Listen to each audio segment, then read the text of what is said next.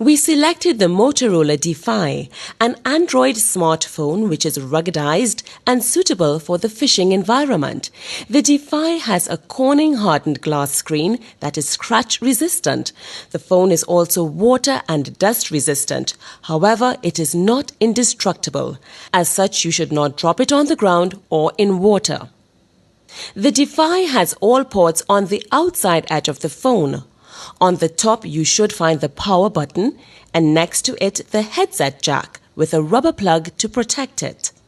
On the left, you should see the USB port, which connects the phone to either the charger or a computer. On the right, you should see the volume control button.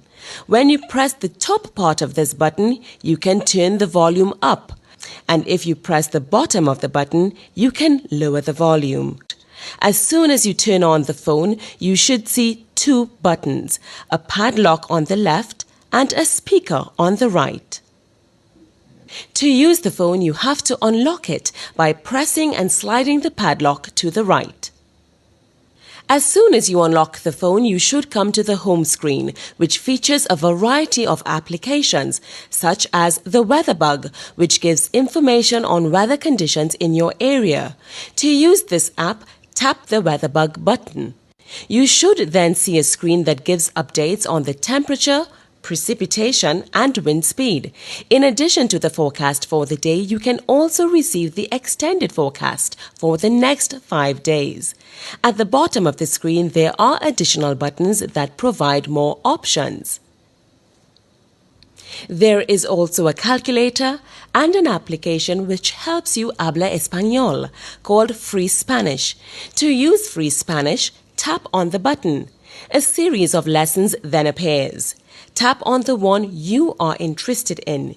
You then have the option to listen to the lesson or access related lesson features such as the introduction, dialogue, vocabulary, expansion.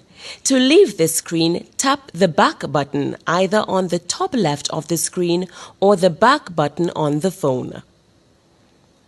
The home screen also features a camera and Go SMS, which is used for text messaging. At the bottom of the screen, there is the dialer, which is used to make and receive calls, and the application drawer, where you can access more applications. Depending on the setup of your phone, you may not see these applications as we have described. At the top of the screen, you should see the status bar. And at the very bottom of the phone, below the screen, you should see 4 buttons. The menu button on the left, the home button next to it, the back button, and finally, the search button on the right. With a touchscreen phone, you can use tapping, pressing, sliding, and flicking motions with your fingers. To tap, touch a button very quickly and remove your finger.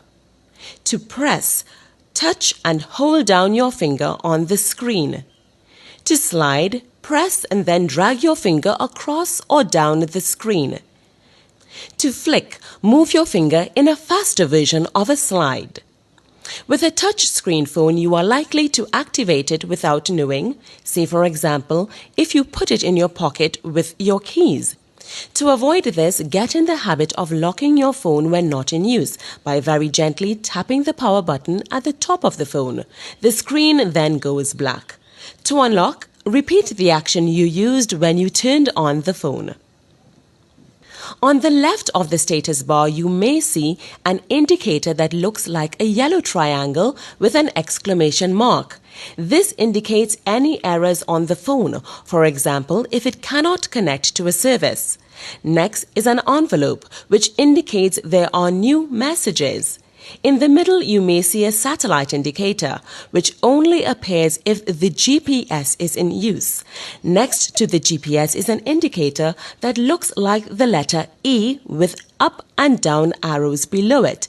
This is the edge indicator, which shows that GPRS is available for sending or receiving data from the internet.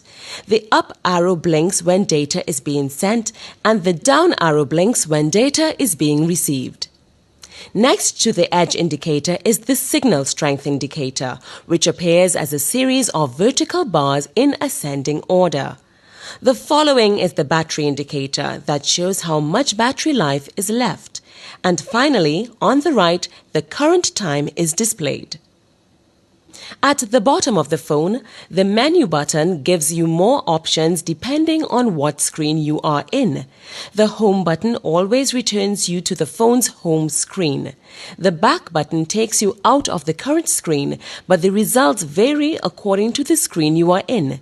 And the search button is used to search the internet if you have a browser available.